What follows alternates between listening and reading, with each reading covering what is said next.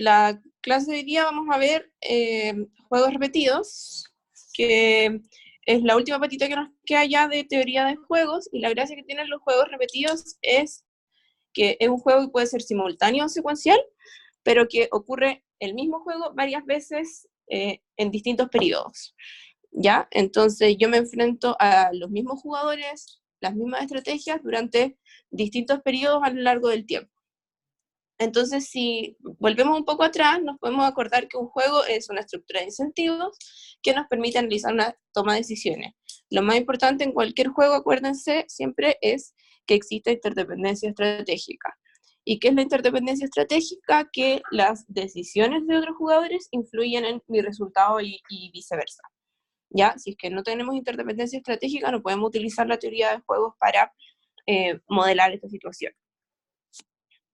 Ahora, hasta ahora los juegos que nosotros hemos visto son los juegos simultáneos o los juegos secuenciales, pero los vemos en un periodo específico de tiempo, o en el caso de los juegos secuenciales, analizamos una secuencia que puede durar una cierta cantidad de periodos, pero también existen casos donde un mismo juego se repite varias veces a lo largo del tiempo, es decir, durante varios periodos consecutivos.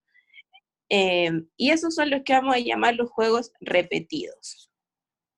Entonces, ¿cuál es la gracia de los juegos repetidos? Principalmente que va existiendo un historial del juego. Entonces, yo puedo ir construyendo cierta reputación y también voy entendiendo un poco cómo le gusta jugar a los otros jugadores que también están dentro del juego. ¿Ya? Entonces, las decisiones que yo estoy tomando hoy día, o las decisiones que tomé ayer, están influyendo en la decisión que tomo hoy, o la decisión que voy a tomar mañana. Y la gracia de los juegos repetidos es que nos permiten llegar a equilibrios distintos del equilibrio de Nash. En este caso dice que nos permiten jugar de forma cooperativa con él o los otros jugadores. Vamos a decir cooperativa un poco como sinónimo de colusiva en algunos casos, ¿ya? Recuerden que, como lo vimos en las últimas clases, la cooperación no siempre es algo positivo. También podría ser malo para la sociedad. Solamente que existe una cooperación o una coordinación entre, por ejemplo, empresas que fijan vender un producto específico a un precio alto, ya que eso es lo que vamos a llamar una colusión. Y vamos a ver específicamente dos tipos de juegos repetidos. En primer lugar, los juegos de repetición finita, y en segundo lugar, los juegos de repetición infinita. Los juegos de repetición finita son aquellos donde nosotros somos capaces de saber cuál es el final del juego. ¿Ya? Entonces nosotros sabemos que este juego va a durar 2 periodos, o que va a durar 10 periodos, o 50, o 100, pero yo sé específicamente cuántos son. En cambio, el juego de repetición infinita es cuando yo no sé cuántos periodos va a durar este juego. Entonces no sé si va a durar 2, 3, da lo mismo si es una cantidad pequeña o grande. El foco principal es que en los juegos de repetición infinita existe incertidumbre con respecto a la cantidad de periodos que se va a jugar un juego en particular. ¿Ya? Entonces, en primer lugar, vamos a ver los juegos de repetición finita. Un juego de repetición finita, entonces, como les decía, es el que tiene una duración determinada. Yo sé específicamente el número de repeticiones que tiene ese juego. Yo sé en qué momento se va a acabar. ¿Ya? Y vamos a tener dos casos. Vamos a tener juegos con un único equilibrio de Nash y vamos a tener juegos con múltiples equilibrios de Nash. ¿Ya? Bien. Entonces, vamos a partir con los juegos que tienen un único equilibrio de Nash y después vamos a ver cuando tienen múltiples equilibrios de Nash. Ya, entonces este juego que ya lo hemos visto algunas veces antes en este curso, tenemos para el jugador 1 las estrategias arriba y abajo, y para el jugador 2 las estrategias izquierda y derecha. Bueno, y tenemos esa matriz de pago, entonces es un juego simultáneo en este caso. Si se fijan, entonces, el equilibrio de Nash de este juego, a través de la mejor respuesta, vamos a llegar que es arriba-izquierda. Pero, ¿qué sucede? Si se fijan, abajo-derecha es un mejor resultado para ambos jugadores. ¿Qué ocurre en este caso? este juego es muy parecido a lo que nosotros ya habíamos visto antes en el dilema del prisionero. Entonces tenemos un equilibrio de Nash que no nos entrega el mejor resultado para ambos jugadores, y existe otro resultado, que en este caso abajo derecha, que le entrega pago de 4 a cada uno, que entrega un mejor pago. En este caso, abajo derecha es un óptimo de Pareto. No sé si se acuerdan que vimos un poco por encima ese concepto. Un óptimo de Pareto es un punto donde ambos jugadores están mejor con respecto al equilibrio de Nash, pero que ambos tienen incentivos a desviarse desde ese punto. Entonces, ¿por qué el resultado de este juego no es abajo derecha? Bueno, porque si es que el jugador 1 sabe que el 2 va a elegir derecha, le conviene elegir arriba, y en ese caso obtener un pago de 6. Lo mismo con el jugador 2, si sabe que el 1 va a elegir abajo, le conviene elegir izquierda para tener un pago de 6.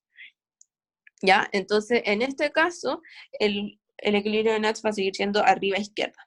Pero ¿qué pasa? Como este es un juego repetido, si es que lo miramos desde el punto de vista repetido, podríamos pensar que se puede llegar a un acuerdo de elegir abajo derecha en ambos periodos. ¿Ya? Entonces analicemos el caso cuando el juego se repite 2 veces. Entonces, si el juego se repite 2 veces, vamos a tener un juego simultáneo y secuencial en sí mismo. Entonces, en un primer periodo, ambos jugadores van a enfrentar esta matriz de pago, y en un segundo periodo, entonces van a enfrentar esta otra matriz de pago. Entonces, si se fijan, en cada periodo tienen un juego simultáneo, pero además es un juego secuencial, por así decirlo, porque tiene 2 periodos, ¿ok? Pero este es un juego repetido, un juego simultáneo repetido, porque estamos jugando en los 2 periodos enfrentando la misma matriz del juego, porque están los mismos jugadores con la misma estrategia y los mismos resultados, ¿ok? Entonces, ¿cómo resolvemos esto? Como vendría siendo como un juego secuencial, los juegos secuenciales los resolvemos por inducción hacia atrás. Entonces podríamos mirar la última matriz del juego y después mirar la matriz anterior de la matriz previa para ver cuál sería el resultado de este juego. O si es que en este caso hay incentivos a crear una coordinación. Ya. Entonces, ¿cuál va a ser el equilibrio de este juego? Como es un juego repetido, probablemente el equilibrio va a ser que en ambos periodos se elija... se elija... si no tuvieran las mismas estrategias de los 2 periodos, no sería repetido. Exacto. En ese caso no es un juego repetido, sería un juego secuencial, podría ser. Si es que en un primer periodo enfrenta algo y en la segunda oportunidad que les toca jugar enfrentan otras estrategias, sería un juego secuencial, que puede ser un juego simultáneo secuencial, es decir, me toca una primera parte simultánea y después una segunda parte simultánea también, pero ocurren 2 periodos distintos de tiempo, entonces el juego que enfrento es simultáneo, sí es simultáneo, pero también hay un juego secuencial detrás, no sé si se entiende, porque tenemos 2 matrices distintas. Lo fundamental para el juego repetido es que siempre estoy enfrentando la misma matriz en todos los periodos del tiempo. Vamos a introducir un concepto que se llama estrategias condicionadas, que en este caso, como estamos viendo un juego repetido, podemos decir que las estrategias se van a condicionar al resultado del primer periodo. Esto igual tiene que ver un poco con el juego secuencial, porque cuando a mí me toca jugar segundo, tercero, o etcétera, en el fondo, no primero, la acción que yo elijo, o la estrategia que yo elijo en un juego secuencial, también está condicionada por lo que hicieron los jugadores anteriormente. Entonces, en el fondo la estrategia condicionada es, lo que voy a hacer ahora depende de como todo el historial del juego anterior, que puede ser el historial del periodo 1, etc., o de todos los periodos anteriores, etc. Entonces, en este caso, como estamos pensando en un juego de 2 periodos, la estrategia en el segundo periodo puede condicionarse al resultado del primer periodo. Entonces, por ejemplo, yo podría proponer lo siguiente. El jugador 1 va a decir que va a jugar arriba en el primer periodo, y en el segundo periodo va a jugar arriba si el jugador 2 jugó derecha en el primer periodo, o abajo si el jugador 2 jugó izquierda en el periodo 1. ¿Ya? Esa podría ser una estrategia que el jugador 1 está planteando, cualquiera, es solamente un ejemplo. ¿Ya? Entonces dice, yo voy a jugar arriba en el primer periodo, y en el segundo periodo si se fijan, existe un sí acá. Entonces, ese sí, si se acuerdan también lo que vimos en movimiento estratégico, El sí implica una condicionalidad. Yo voy a actuar de cierta forma sujeto a lo que ocurrió en el periodo anterior. ¿Ya? Entonces, esa sería un ejemplo de una estrategia condicionada. Ahora, otro ejemplo podría ser que el jugador 1 va a jugar abajo en el primer periodo y también en el segundo periodo, o sea, y en el segundo periodo va a seguir jugando abajo, si el jugador 2 jugó izquierda en el derecha, va a elegir derecha. Entonces, miren, en el fondo lo que está diciendo el jugador 1 en este caso es, ¿se ve el cursor? Bueno, juguemos, en el fondo la sugerencia es, lleguemos a este resultado, que es abajo derecha. Entonces el jugador 1 le está diciendo al jugador 2, ya, yo voy a jugar abajo en el periodo 1. Si es que logramos este acuerdo, en el periodo 2, yo voy a jugar abajo, si es que tú jugaste izquierda, si jugaste derecha en el periodo 1, pero si tú jugaste izquierda en el periodo 1, es decir, no cumpliste el acuerdo de jugar abajo derecha, yo en el periodo 2 voy a jugar arriba. Entonces me voy a llevar en el fondo este pago de acá, ¿ya? Lo que está diciendo esta estrategia condicionada es que yo voy a mi resultado va a depender de que tú estés cumpliendo el acuerdo de coordinación o colusivo que estamos teniendo en este caso, ¿ya? Entonces, si es que en el primer periodo tú cumples con el acuerdo, en el segundo yo también podemos llegar a ese resultado. Si es que en el primer periodo tú me estás traicionando, entonces en el segundo yo ya no voy a seguir confiando en ti y voy a ir acá. ¿Se entiende? Si tienen dudas me dicen, por favor. Ah, sí se ve el mouse, muy bien. Ya, entonces, esos son distintas estrategias condicionadas. Siempre habrá movimientos estratégicos en juegos repetidos. Es que un poco no es como tal un movimiento estratégico, pero está basado en la lógica de los movimientos estratégicos. La estrategia condicionada en sí trae consigo un poco un movimiento estratégico. Se construye la estrategia a partir de un movimiento estratégico. Sí. Eso tiene que ver con promesas, amenazas y compromiso. Es distinto, pero sí tiene muchísimo que ver. ¿Ya? Entonces tenemos muchas estrategias condicionadas. Lo más importante de la estrategia condicionada es que mi decisión en un periodo distinto del primero va a depender de lo que se hizo en los periodos previos. ¿Ya? Entonces, con las estrategias pueden condicionarse los resultados. Lo mismo que yo les decía recién. Entonces, ya no vamos a tener solamente la posibilidad de decir, ya yo voy a elegir arriba o abajo, o voy a elegir izquierda o derecha, sino que el resultado del juego va a depender, voy a tener distintas múltiples estrategias. Yo podría decir, voy a elegir arriba si es que elegiste izquierda, voy a elegir abajo si elegiste izquierda, elegir arriba si elegiste derecha. Entonces, en el fondo, el número de estrategias va aumentando. Acá yo no les voy a preguntar para un juego repetido cuál es el conjunto de estrategias como lo hacíamos en juegos simultáneos secuenciales, porque son muchísimas, ¿ya? Entonces se vuelve un poco más irrelevante. Entonces, como les decía antes, para resolver un juego repetido vamos a tener que volver un poco al concepto de inducción hacia atrás. Si recuerdan, la inducción hacia atrás es la forma de resolver juegos secuenciales que consiste en pararse al final del juego e ir resolviendo la mejor respuesta desde ese periodo hacia atrás. Entonces yo estoy mirando todas las posibles soluciones y tomo una decisión en base a lo que considero que va a ser el otro jugador con respecto a su mejor respuesta. ¿Ya? Y ahí podemos llegar al equilibrio de Nuts perfecto en subjuegos.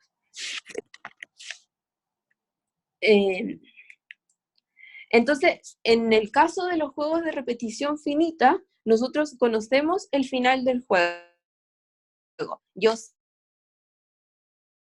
2 periodos. Yo sé que este juego va a durar 6 periodos. Yo sé que este juego va a durar 10 periodos, etc. Entonces, como yo conozco el final del juego, yo puedo aplicar la inducción hacia atrás.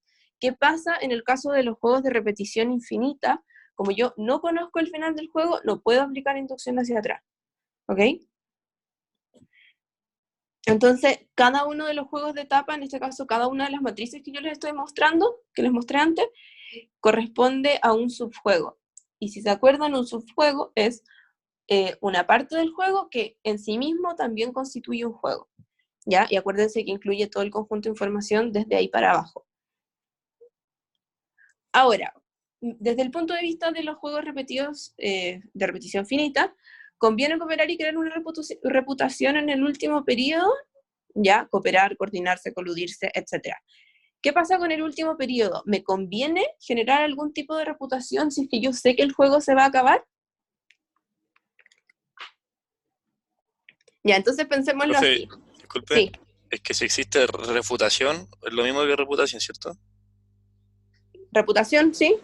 Ya, entonces, si es que existe una refutación, por lo que entendí, entonces no se llega como a un equilibrio, tampoco se llega a un acuerdo, entonces como que al final terminan como los dos, uno de los dos va a salir perjudicado, si es que no se llega como a un acuerdo. Claro. To- Pero Pero, es que eso es por la pregunta que le decía antes, porque si no existiera un movimiento estratégico, ¿cómo uno podría saber cuáles son como las preferencias de los jugadores?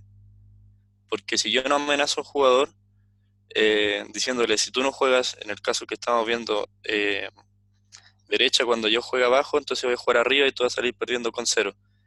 Pero, ¿qué pasa si no existiera esa condición?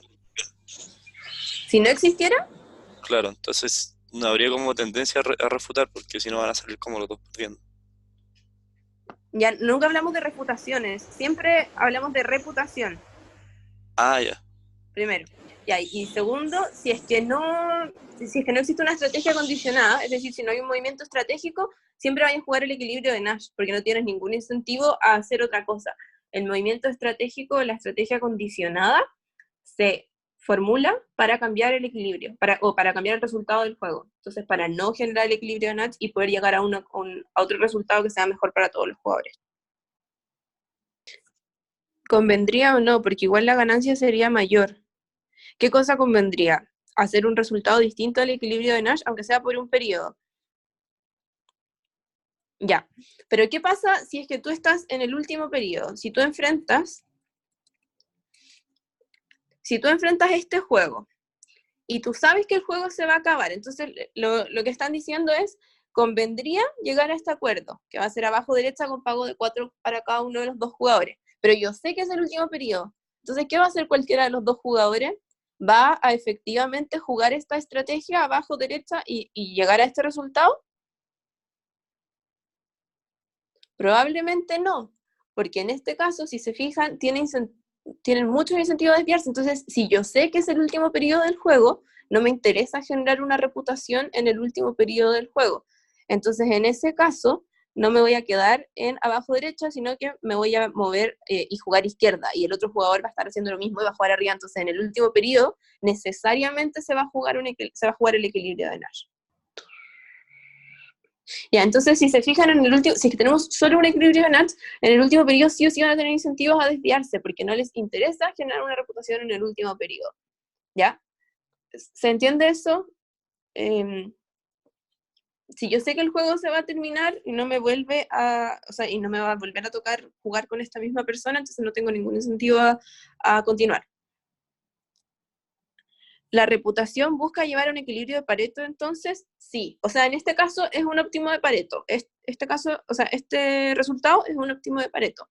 La reputación busca llegar a un resultado mejor que el equilibrio de Nats. Esa es la gracia. O la coordinación o la estrategia condicionada quiere llegar a un equilibrio distinto del equilibrio de Nats con un mayor pago claramente. Entonces, en este caso, coincide que es un óptimo de Pareto. Ay, la mayoría de los casos sí, probablemente va a ser un óptimo de Pareto. Si en este último periodo no me conviene generar una reputación. Entonces, yo sé que en el último periodo, sean 5, 10, 2 periodos, si en este último periodo yo sé que sí o sí el juego va a terminar en arriba izquierda. ¿Qué va a pasar en este periodo anterior? ¿Me conviene coordinarme para esto? ¿Para llegar al 4-4? Si yo sé que acá igual no se va a poder cumplir la estrategia condicionada. No. En este caso, tampoco me va a convenir llegar acá, porque en el fondo como yo ya sé cuál va a ser el resultado de este juego, como que este periodo de cierta forma lo podríamos eliminar. Este último periodo del juego podría eliminarse, porque simplemente me lleva un resultado. no hay como una toma de decisiones, porque la toma de decisiones en el fondo yo ya sé cuál va a ser, ¿ya? No sé si se entiende. Entonces, en ese caso, veríamos el final del juego como el periodo 1, o el periodo anterior al último, ¿ya? En este caso. Entonces, en este caso, tampoco me va a convenir generar reputación, porque ¿para qué voy a querer generar reputación en el periodo anterior al último, si en el último yo sé que se van a desviar y vamos a terminar en este resultado acá? Entonces, en el periodo anterior al último, probablemente tampoco se va a lograr el acuerdo y se va a seguir jugando el equilibrio de Nash. Si fueran 10 periodos, ¿qué pasaría en el periodo?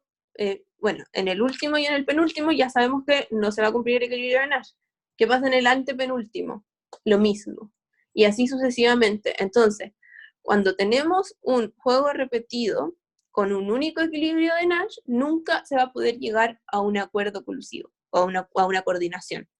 Entonces, cuando es un juego repetido con un único equilibrio de Nash, se va a jugar ese equilibrio de Nash en todos los periodos del juego. Al final solo conviene coludirse cuando son hartos periodos.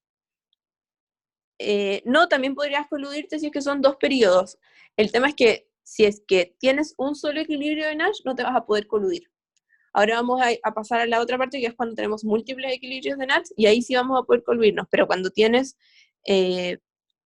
un solo equilibrio de Nash, siempre va a haber incentivos a desviarse para llegar a ese punto. ¿Ya? Díganme si tienen dudas.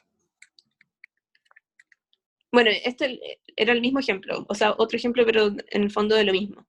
Tenemos 2 empresas que tienen que decidir si poner precio alto o precio bajo. Si es que juegan esto, por ejemplo, durante 10 periodos, en el último necesariamente se van a desviar. En este caso, esto ya lo habíamos visto antes.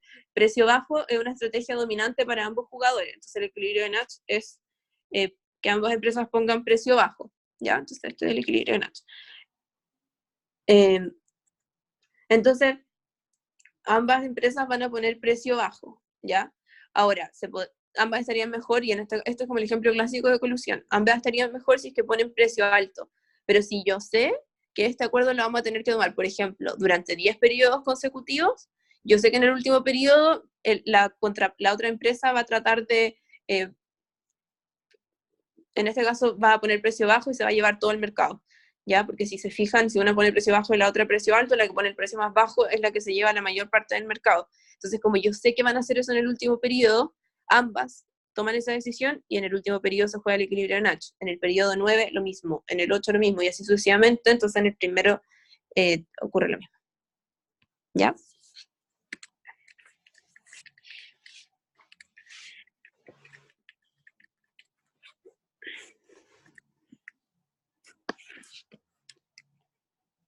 Esto es básicamente lo que les acabo de decir.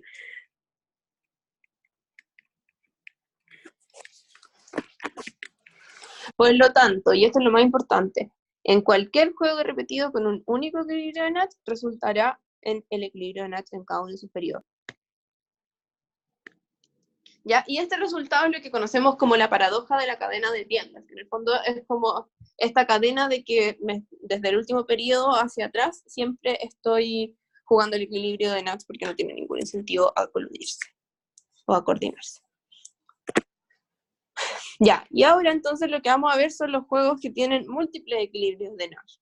¿Se acuerdan que cuando, hace como un par de meses atrás, cuando vimos juegos simultáneos, vimos que habían algunos juegos que tenían múltiples equilibrios de Nash? Entonces, cuando existe más de uno, introducíamos un concepto que eran los puntos focales, que cuando hay más de un equilibrio de Nash, probablemente vamos a tender hacia aquellos equilibrios que son un poquito más obvios, como por simetría, asimetría, etc. Se juegan los equilibrios de Nash en todos los periodos si hay solo un equilibrio de Nash, pero ¿qué ocurre con el óptimo 4-4 del ejemplo anterior? Pero ese es solamente un óptimo de Pareto, no es un equilibrio de Nash, porque lo importante del óptimo de Pareto es que todos tienen incentivo a desviarse desde ese punto, ¿cachai? La única forma de mejorar a uno de los jugadores, en este caso, que sería lo mismo que pasa en el dilema del prisionero, la única forma de mejorar a uno de los jugadores es empeorando la situación del otro. Por eso todos tienen sentido desviarse desde el óptimo de Pareto. Entonces, en el caso el equilibrio de Nash era el resultado de 2,2, y eso es lo que va a ocurrir siempre. nunca se va a poder llegar a un acuerdo para el otro óptimo, en el caso de que uno conozca el final del juego. Cuando tenemos múltiples equilibrios de Nash, podemos jugar con esos equilibrios para como promesa o como castigo. Eso es lo más importante, que como yo conozco el final del juego y tenemos un resultado que es la combinación de mejor respuestas y que es único, como que no se puede construir lo suficientemente bien una promesa, una amenaza o un compromiso, que es lo que yo voy a querer construir, un movimiento estratégico, ¿ya?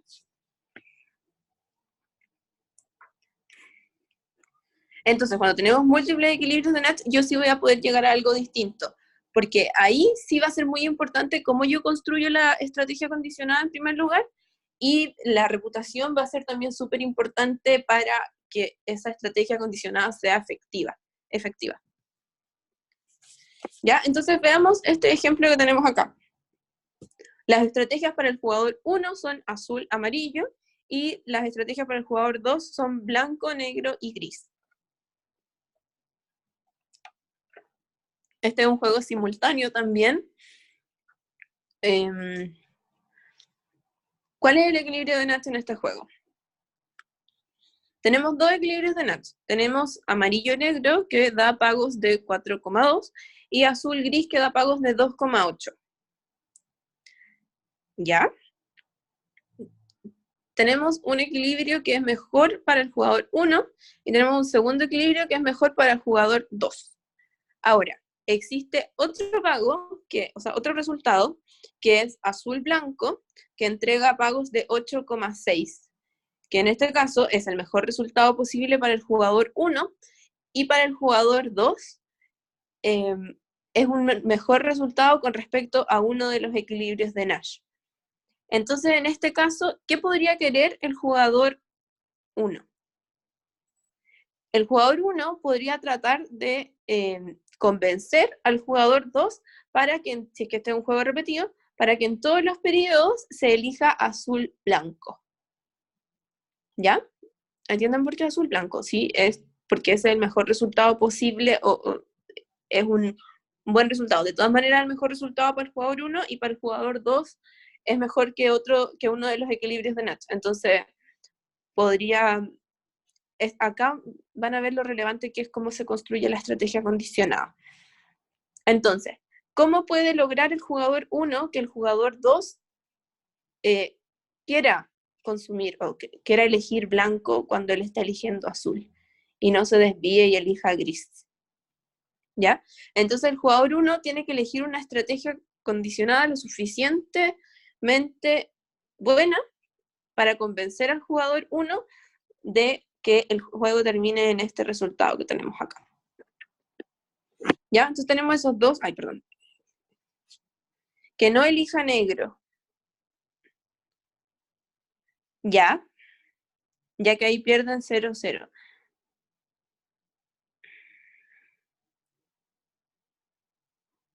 ¿Ya? Bien.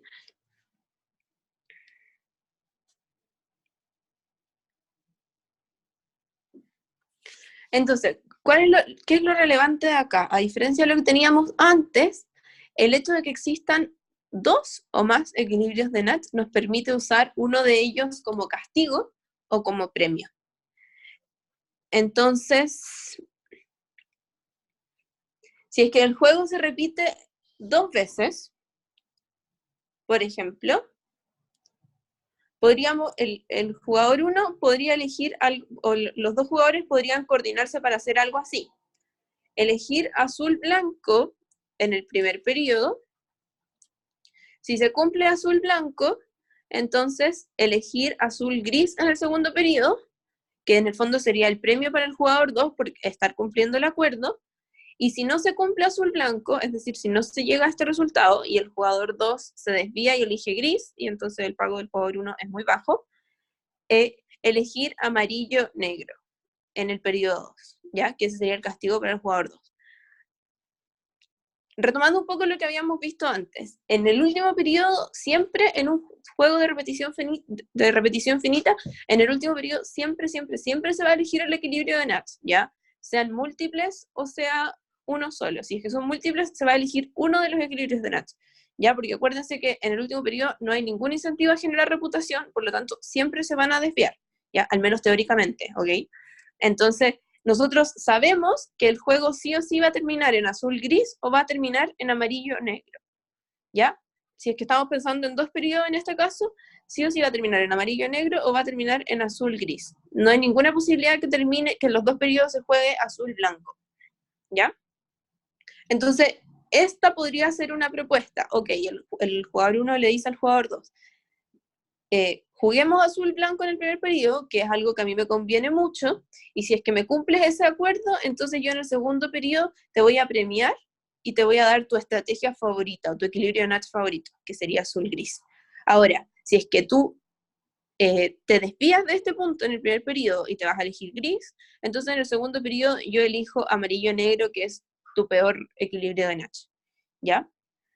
Entonces, eso es una estrategia condicionada. Lo que va a pasar en el segundo periodo depende de la decisión que se tomó en el primer periodo. Entonces, si se cumple el acuerdo en el primer periodo, se lleva como a un premio, y si es que no se cumple, se lleva a un castigo. ¿Ya? ¿Alguna duda? Bien. Entonces, ¿tienen los jugadores algún incentivo a cumplir este tipo de acuerdos? ¿Les conviene? ¿Cómo se tiene que construir esto para que efectivamente quieran seguir el acuerdo?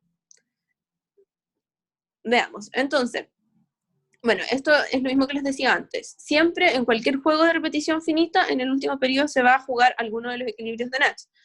Pero sí se puede construir algún resultado distinto al equilibrio de Natch para los periodos anteriores, que está basado en la reputación y en cómo se genera la estrategia condicionada.